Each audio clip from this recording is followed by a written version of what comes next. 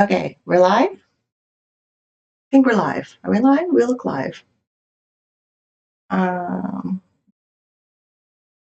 Redoing my June budget on the channel because last time I went live, I got emotionally upset. So here we are. We're doing it again. And hopefully my emotions are able to just function on the budget of financial independence and yeah, what is it? Financial. I'm a CAM model. I'm disabled. Ontario Disability Support Program, and I'm on a journey from financial assistance to financial independence. I paid off $8,000 in 9 months during the pandemic. Now I'm full-time college, saving for college, investing in my registered disability savings plan, my registered retirement savings plan, and my tax-free savings account. Now I know some financial people are like, why do you have your registered retirement savings plan? The reason I have my retirement savings plan is because it is pretty much the primary way that if you contribute to it, and you file your taxes, it is the determining factor. Will I get a refund that I noticed that happened during the pandemic? During the pandemic, I maxed out my retirement account for 2 years in a row. And those 2 years in a row, when I went to go file my taxes, the government gave me back a tax refund. And then I reinvested my tax refund. Why would I stop money coming to me by not having the registered retirement savings plan? Now, I am not a financial planner. I've decided to take charge of my own finances. I started with the Dave Ramsey baby steps. And then once I got out of debt, I built up my fully funded emergency fund. I decided to rebuild my credit, Capital One. They wonderfully gave me a new credit card, and I've been increasing my credit. I've been using my credit card for my living expenses and my business expenses because I'm self-employed. And things are going really well right now. So I'm enjoying what's going really well right now. And I need to check my YouTube channel to see if I'm live and audio because I really hope that's what's happening right now. And chat is open. Chat is open. I'm here. I should probably share this on my Twitter. Over on Twitter, I'm Minnie C. Riley, and actually, Minnie C. Riley everywhere on the internet for me documenting my journey, my financial independence journey of CAM model, disabled, financial independence. Yeah. And then I thought, oh, good. Okay, it's working. On the internet. All right, it is good. My audio is good. Wait, I turned that down. Okay, so that's good. I should share it. I should share the video. Hold on, I'm live. Let everybody know. We're sharing the Twitter, and we're sharing.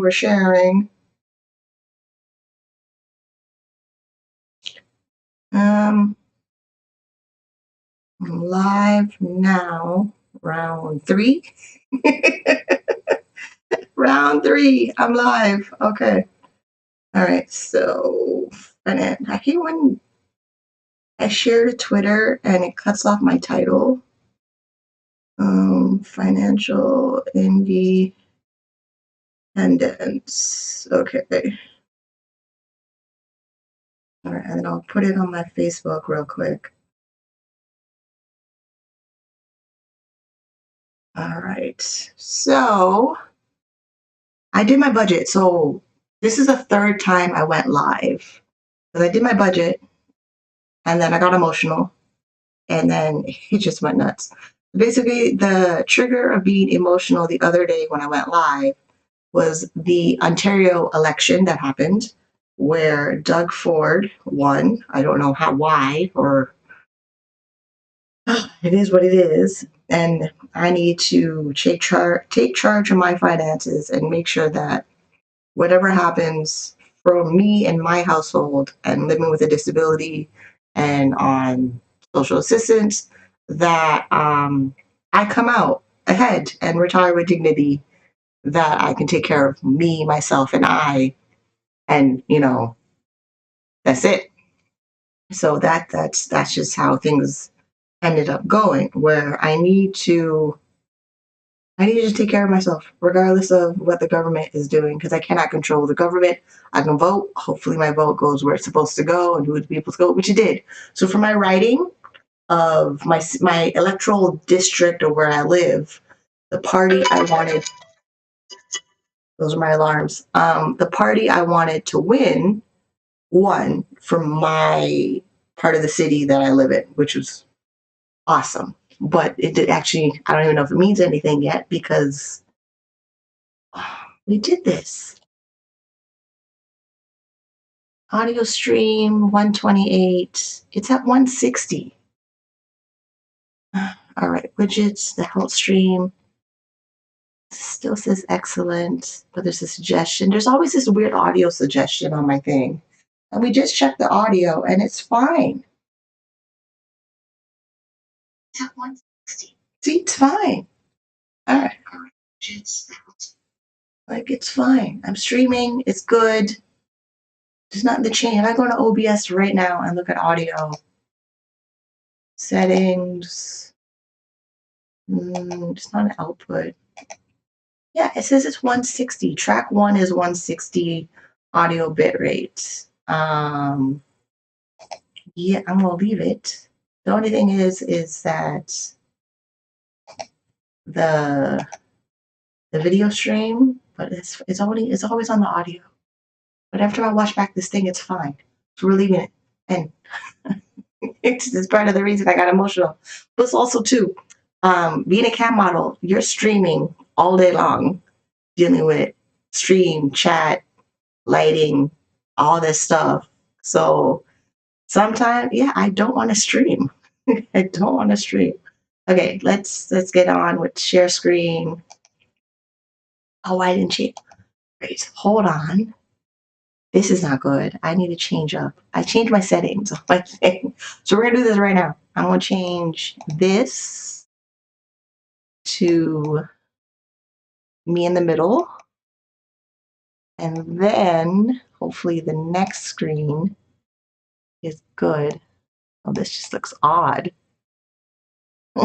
I changed my settings for camming, and then I have to change it back for YouTube, and I'm using what we have. So there we go. This one is here. There we go. All right, that's okay, I think. I'll watch it back later and see how that looks, because it looks weird. And then hopefully this works because I'm live. No, it did not. Hold on. There. Oh, this delay. Watch me do it on live. All right, it's not that bad. I know I'm in a panic. It's not that bad. But my little camera's not in the corner. Oh. Right. Oh, I'm down. It's down. Where did it go? Okay. We're doing this live. Hold on. There we go. And that should work.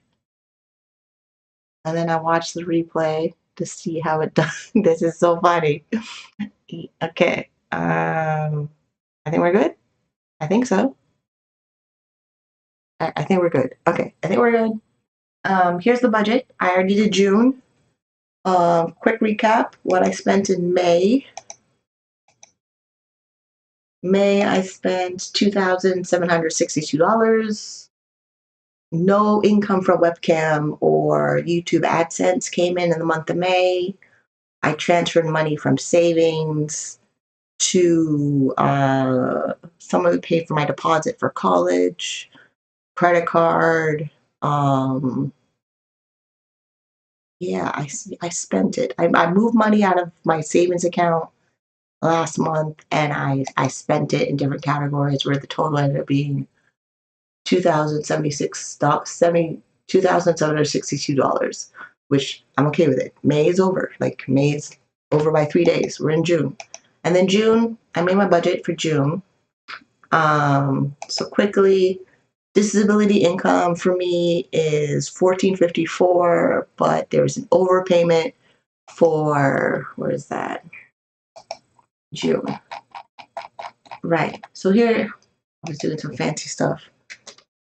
Delete that. Okay, so yeah, typically my disability income is $1,454, but there's an overpayment of $64.90, which ends up being the total for it is $13.89.10. Then sometimes in the month I would get a tax credit. $31.79 is supposed to come in, which makes that household income $1,420, and I always put in my budget to have a webcam goal for the whole month of $4,000. Yeah. And then webcam is what it does. I've been webcamming for 19 years and counting. I'm trying to maximize my time online, maximize my income streams online, where I work on platforms and websites that I consistently make a paycheck that can fulfill all my financial goals. So May is done. Here's the May budget in the spreadsheet. Since I no longer need my May budget in my spreadsheet, we're going to hide that sheet. And it's like, it's still there. Like here, there's January, February, March, April, May, and then now we're in June. So June, we did the budget for June. I did this on the stream, and I edited it offline a little bit. And then I used my credit card and bought groceries, which I eat so much. I swear my groceries are almost gone. So I ended up spending, I don't think I'm over groceries yet. I might be a little bit over, but if I make enough money on the webcam and it pays off the credit card for the month, in the month that I spent on groceries, it works itself out, because the budget is, you're constantly moving in the budget. Like, the budget's not just this one fixed thing you do at the beginning of the month and you never touch it again. You're in the budget every single day.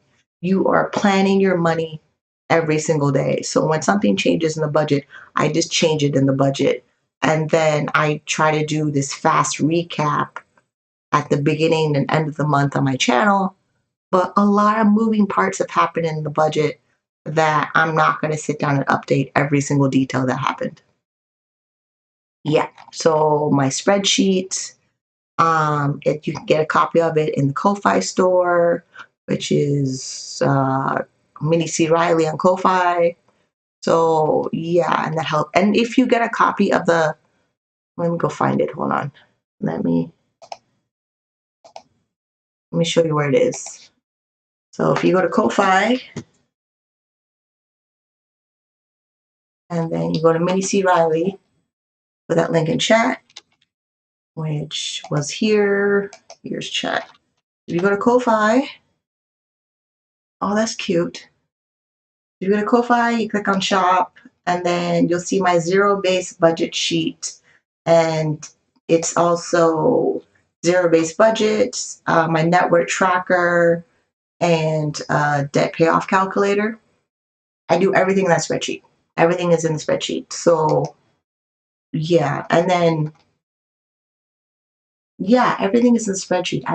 I cleaned up the spreadsheet a lot. I have a lot of notes in my spreadsheet, but the notes in my spreadsheet are from my personal reference and stuff. So things like that. Right. And then, oh, right, I talked about this.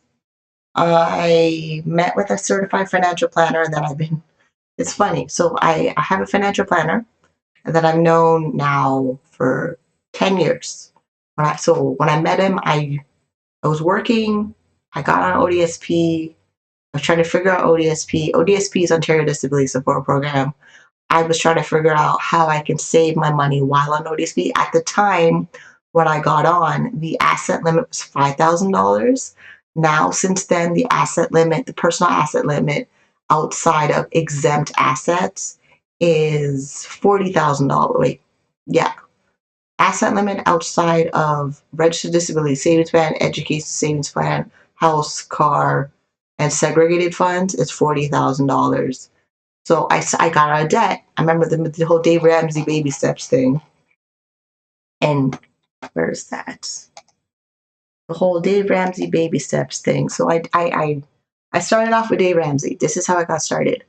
I I knew like this whole thing is a 10-year process. Didn't happen overnight. It's been 10 years and 10 years to get to this point, and then we'll see what happens in the next 10 years. This is what's happening. So I started with the Dave Ramsey baby steps, and somewhere between baby step 3, save a fully funded emergency fund of 3 to 6 months, and baby step 4, 15% of your gross income into a retirement account. I reconnected with my the financial planner, and the financial planner noticed my progress because at the time I filed bankruptcy, which at the time I thought bankruptcy was a bad idea, but based on my financial situation at the time when I filed it in 2019, it was the best option because of the way that Ontario's social assistance is set up. It it does. It's not a system designed to teach you financial literacy, let alone financial independence, let alone how to get financially stable. Did you get on ODSP at the lowest point in your life? And the system actually expects you to stay at your lowest point of your life your entire life, which is not true. That's not how we grow as human beings. You have to make progress. You have to work on goals. You have to do increase. So the increase and multiply, which somewhere in the Bible if you're believing that stuff. So I did. I got out of debt. I got to my savings, and then I decided I wanted to go back to college, which is true. So 2010, I was in college, and I had so much debt. I had a lot of debt. I was in college, and ODSP was just a chokehold around me that I felt like was suffocating. Now I'm not in that place anymore. This is also why last time I went live, I got super emotional because I realized I worked really, really hard to get to this place. It's not something that happened overnight, and it's not something that was going to happen if I was getting advice from people who were not in the position of financial independence. So, like me, I'm keeping my position of financial independence where I'm on a budget. I know every aspect of the ODSP disability policy, which should probably bring that up. Of right, quickest link I know. Because I made a Reddit group too, how to leave ODSP. And I put links in there directly to the ODSP policy because inside the ODSP policy, it financially lays out exactly what you're allowed to have while on ODSP. And ODSP is set up for income support and employment support. It's not just income support, which the income support is below the poverty line, which is a whole different subject. But the whole thing is set up where it tells you what happens if you make money, what happens if you already have money, what happens if you have a life insurance policy, what happens if you want to buy a house, what happens if someone gives you money as a gift, or what happens if you win the lottery. It covers everything. So if you're on Ontario Disability Support Program, know the ODSP policy. I'm going to show you the website, what it looks like, so you know what it looks like. And then I'm going to put a link in chat so you can go to it, so you can go read it yourself, because it is not, it's not hidden knowledge. It's right there. During the pandemic, I took the time to read this website back to front, front to back. I think I said that right. But yeah, I took the time to read the website. I'm not sharing my screen real quick. I took the time to read the website where I know what the government requires of me and I'm doing it. Because when I got approved for this wonderful social assistance program, my approval was based on I agree to the policy. And I'm gonna get emotional again about it. So we're just gonna move on back to the budget. because it's a lot. So yeah, in the budget for June, yeah, it's the whole financial, and so the investing fire section of my budget and the savings section of my budget, and knowing my Ontario disability limits, and also knowing what I want to do for self-employment. This section of my budget is the most um not triggering. Yeah, this is a section of freedom. Like it literally is. Like I can spend my money, like I can get my money and spend my money, but you have to reach the part of savings and investing. Like the whole debt is another savings section. So I could move the debt section to the spending section, but you're not supposed to be spent like have money and then spend money and never save your money. You're supposed to save your money. No, you're not going to be able to save your money only on what ODSP gives you. Like ODSP gives me $1,454. That's $1,454.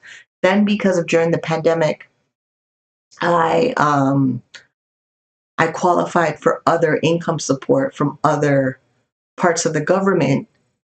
The Ontario disability part of the government clawbacked my Ontario disability support income because the system is set up that either you're on ODSP only for income support or you're working and reporting your income. So it's always going to control income and what happens with employment. It's just all it's written right here.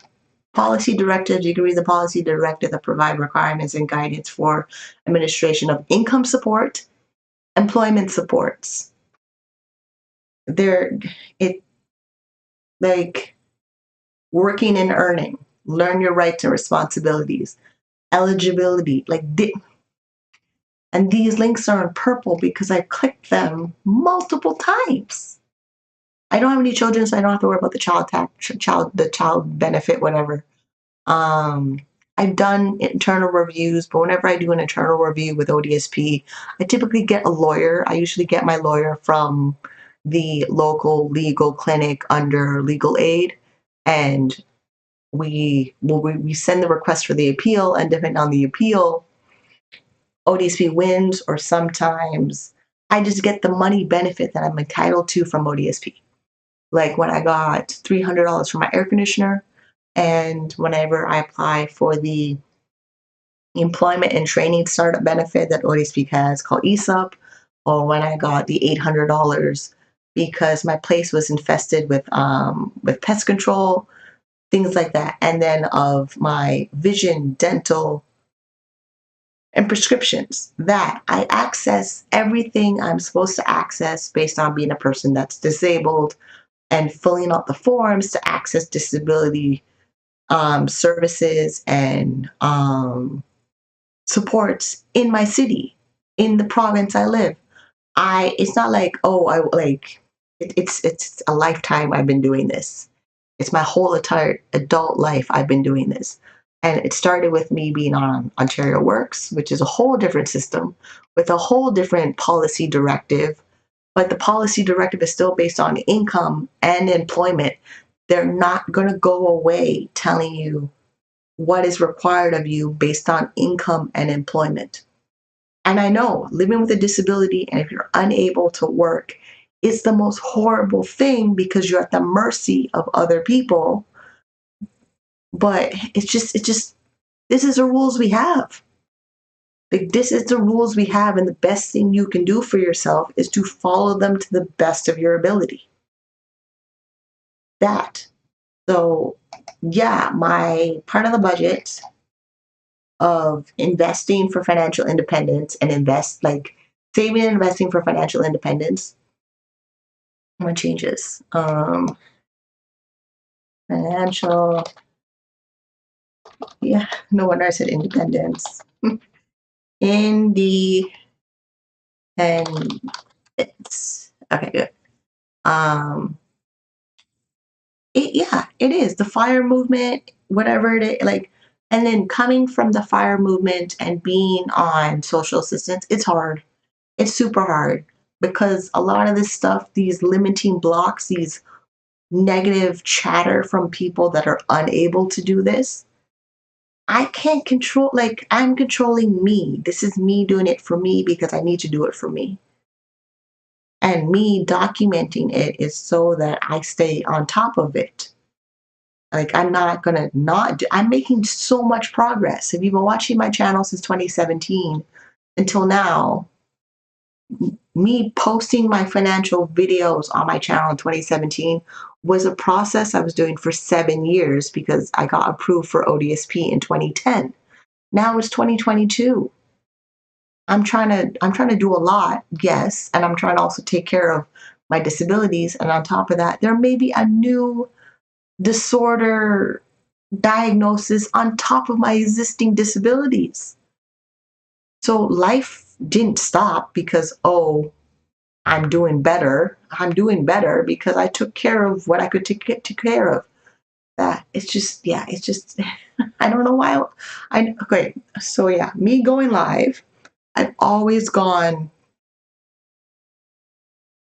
actually not always. I'm mostly all, like, I switch from uploading videos and going live to go through my spreadsheets, to go through my budget, to analyze and reflect on all my goals.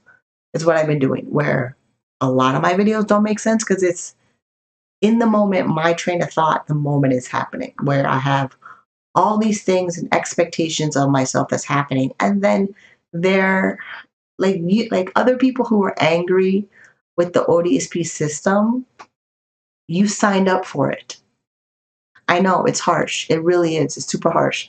But you really did. You really, like, going through the medical application and then the financial review and then being assigned a caseworker and then communicating with your caseworker, and then every month you're waiting for your check every month from them, and then every month they review your file if you're working or not, they review your file if you have income coming in or not, they review your file if you're getting married or not, they review your file if you're having children or not, they review your file if you're buying a car or not. You signed up for it. That's why I'm posting the links directly to the website, that if you're on ODSP, if you're on Ontario Works, you agreed to everything there. You agreed. You fully agreed. You agreed. I agreed to it. I got approved. Like, my status got approved for it. I'm just pointing out what actually happened. These are the facts. If you got on ODSP, you agreed to everything on the ODSP website. If you somehow are magically watching this, I put links in. I'll put the links in after I'm done the stream. I'll put the links into the description box to go to the Ontario Disability Support website and the Ontario Works website, so you can go read the policy directive. You're getting angry at something that just part of it you can actually control.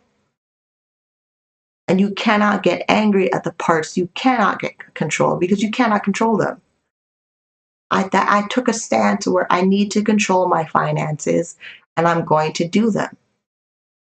And this is part of the way I control my finances, by tracking every dollar that comes in, by making sure I'm in a position to be self-employed, because I'm not in a position to be an employee of some other company where a job is telling me what to do in hopes I get a paycheck every 2 weeks.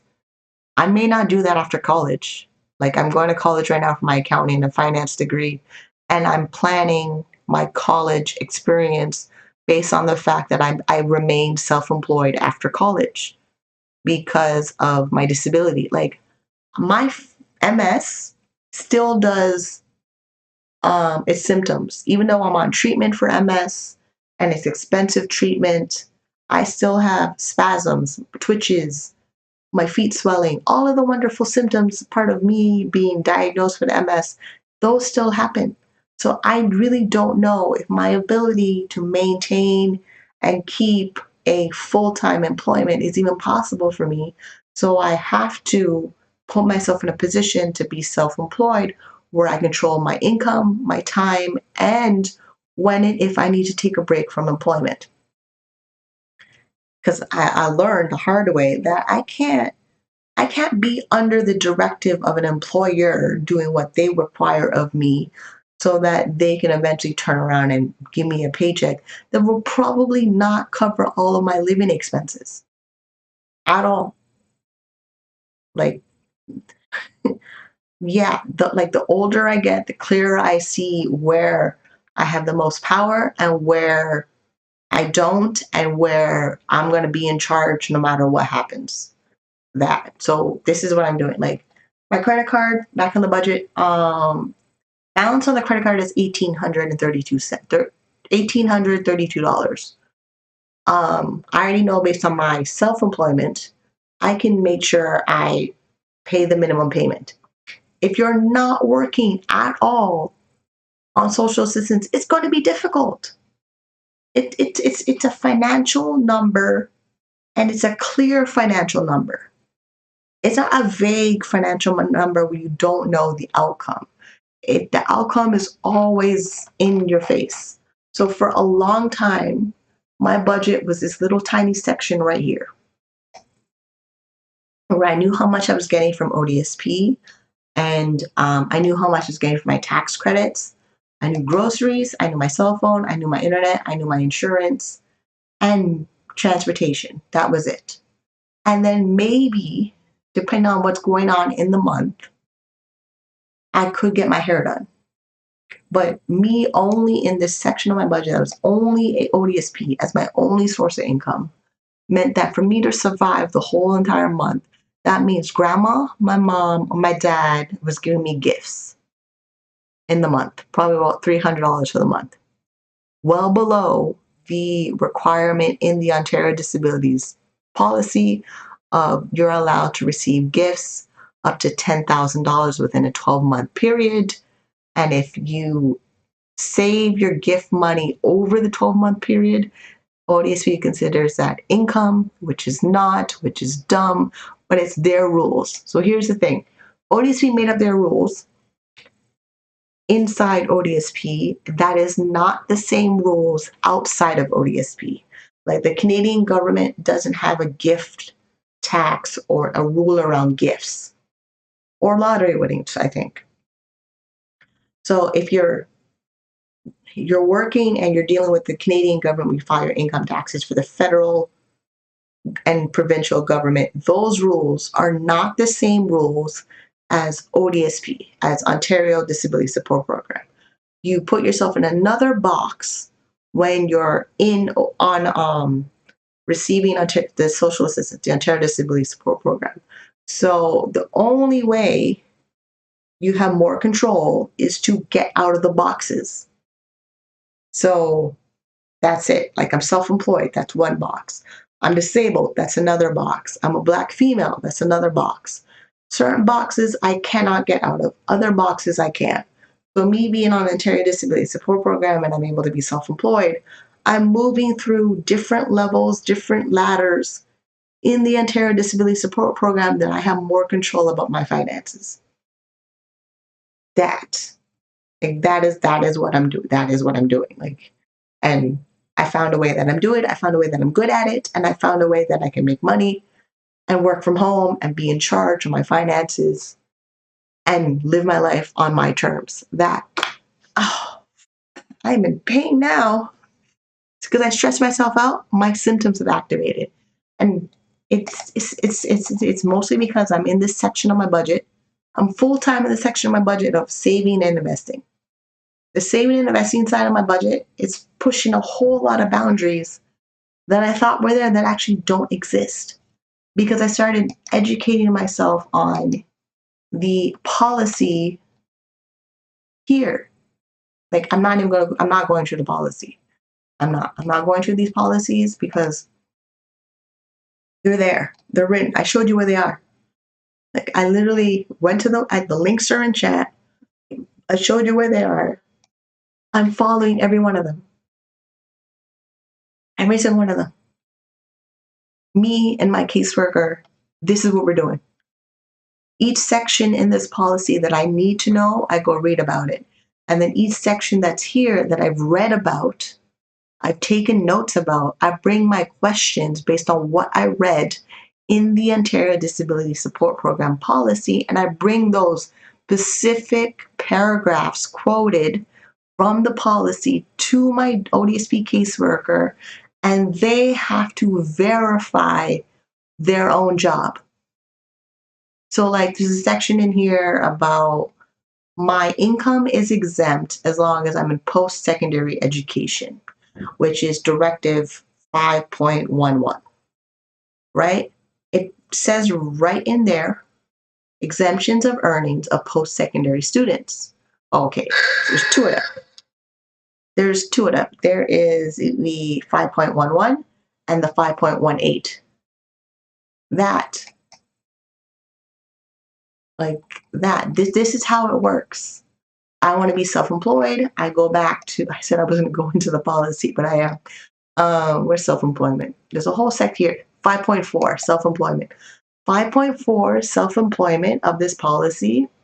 For many years, my caseworkers did not know this thing existed.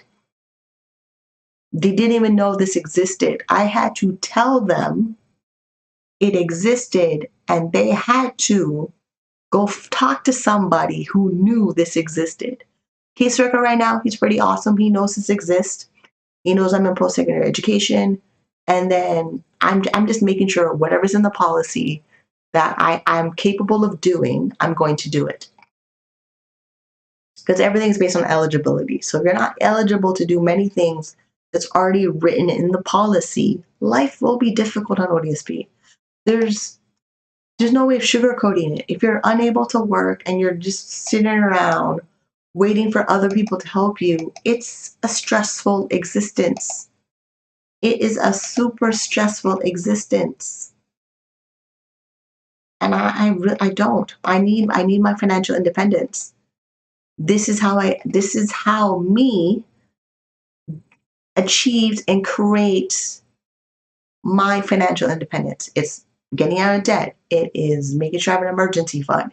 It is making sure I pay the minimum payment on my credit cards to keep that bill payment on time so it looks good on my credit report.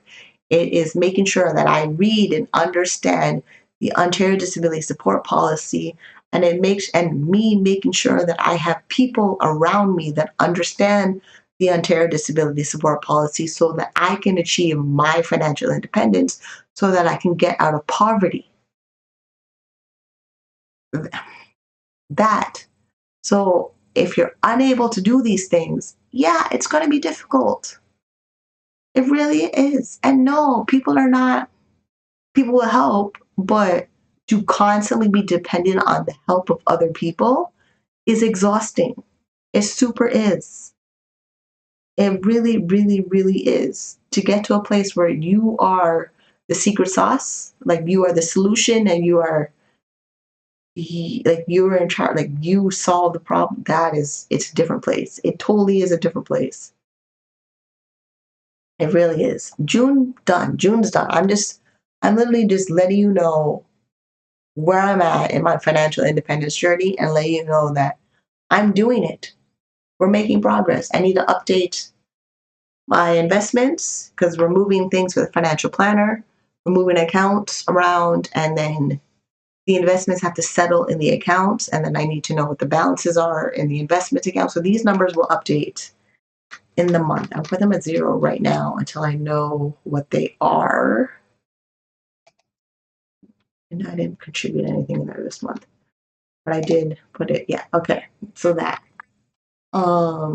Yeah, say that my overpayment. My overpayment is getting there $64.90 a month.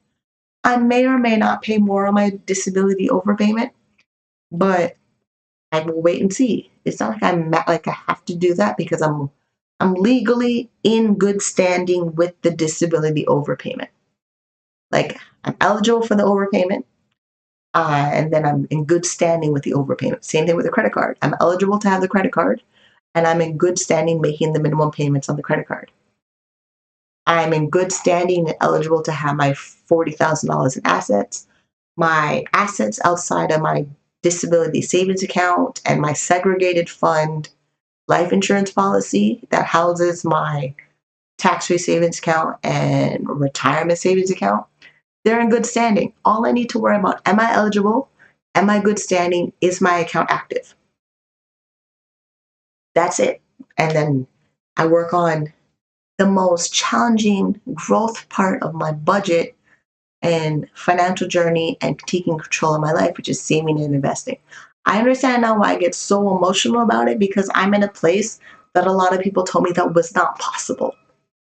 And that's not true. I know I break a barrier that's always been there because it's written in the policy. Like, it's written in here of what I can and cannot have.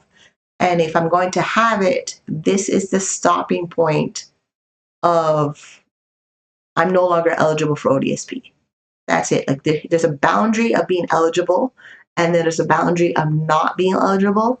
And I'm really trying to get to the boundary where I have $40,000 in assets and I have $100,000 in my life insurance segregated fund investment account, because that's the barrier. Like, this is the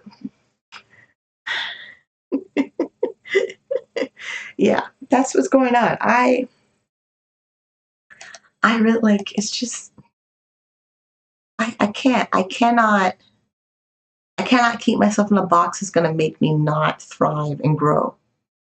I need to grow. I need to move forward. I need to feel confident I can retire with money in my account and actually feel like I contribute to something about being living on this planet, which is fascinating because many years ago I was never in this place, but here we are, and I'm not going back.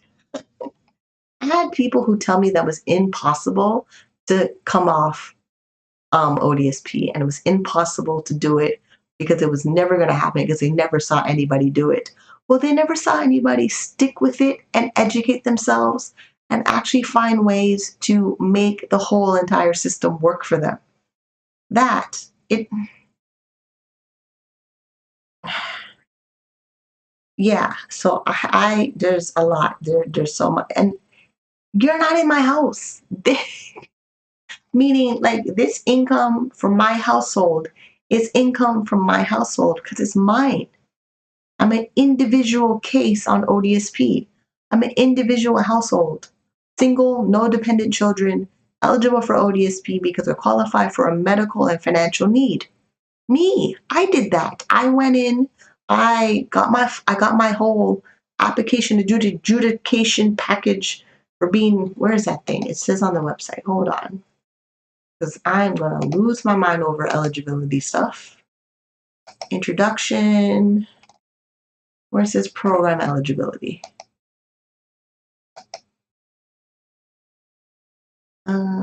Basic program. Have a physical and mental disability impairment that's continuous or recurrent and expected to last 1 year or more.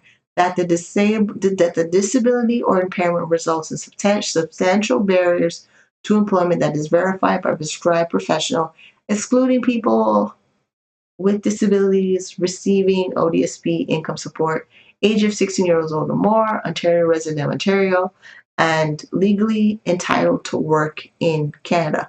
See, they remind you about working every step of this policy. Like, there's every step of this thing, it's always reminding you about work and employment. Everything. Here, competitive employment. As a condition of the program eligibility, the applicants must demonstrate readiness to prepare for and obtain and maintain competitive employment. Service providers will work with clients to identify a competitive employment goal, disability-related employment barriers, and an action plan for identifying the supports required to achieve competitive employment goals. They know you're disabled. They recognize your disability, but they remind you employment is a requirement of your eligibility. It didn't go away.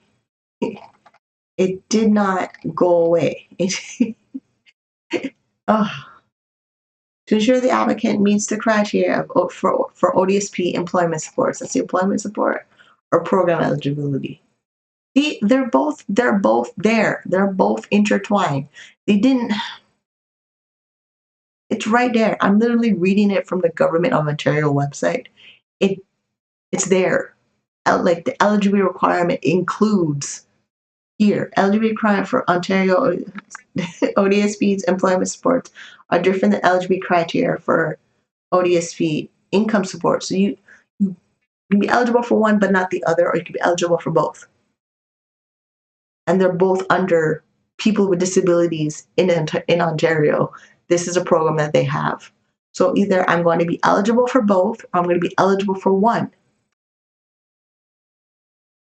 It's right. You can go read it. The link is in chat. The link is in chat. I read sections out of it. This thing is pages and pages and pages of documentation about income and employment for being a person with a disability in Ontario.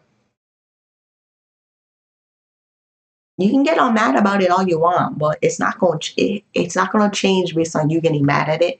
It's going to change based on policymakers making changes to it. So you better be ready to know what the changes are, because when they happen, they'll be here. And that's what happened during the pandemic. They made changes to the policy during the pandemic. And if you didn't know about it, you were lost. Or if you knew about it, you're wondering how that affects you. It's right here. This is it. You read the policy on the website and you contact your caseworker to make sure that you are protecting your household.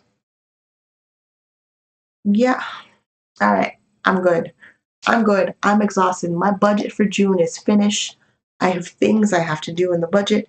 I need to get online. It's 8 o'clock in the morning. I want to make sure I get my video back up on my channel, because I've always been live on my channel doing my personal budget of documenting my journey as a disabled CAM model on a journey from financial assistance to financial independence. And I'm more towards financial independence than financial assistance, which is legally, eligibly required in the Ontario Disability Support Program for people with a disability, because I have multiple disabilities I live with every day. We're done. I'll see you on the next one. Smooches.